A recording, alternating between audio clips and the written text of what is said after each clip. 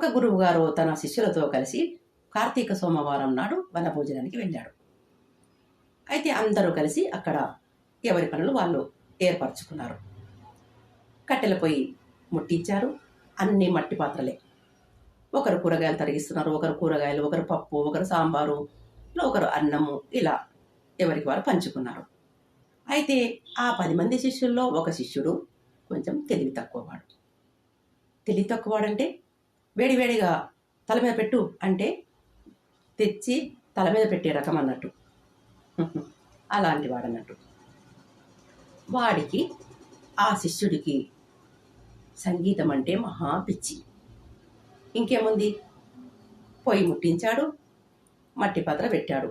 ఆ సంగీతం పాటలు పాడుకుంటూ డ్యాన్స్ చేసుకుంటూ మైమర్చిపోయి నీళ్లు పెట్టాడు. ఎసరమసిలేటప్పుడు బియ్యం పోశాడు. అలా అది ఉడుకుతూ ఉంది కుత కుత అనుకుంటూ. అప్పుడు అబ్బో, అన్నానికి కూడా తెలిసే సంగీతం అంటే కుత కుత అని తాళం వేస్తుంది అనుకుంటూ మైమరిచిపోయాడు. తాను తాళం వేస్తూ డ్యాన్స్ చేస్తూ పాటలు పాడుతూ మైమరిచిపోయాడు ఆ శిష్యుడు.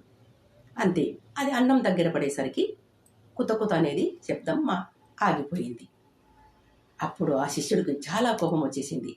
అంతే, నీకు తాళం వేయడానికి రాదు అని ఒక్కసారిగా చేత్తో దబేల్న దాన్ని దొబ్బేశాడు.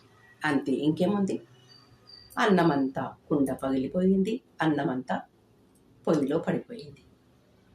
ఇంకేమిటి, అందరూ శిష్యులంతా కలిసి తల పట్టుకొని కూర్చున్నారు. ఇప్పుడు ఏం చేయాలి, వనభోజనానికి అని వస్తే ఖాళీ కడుపుతో వెళ్ళాల్సిందే అని.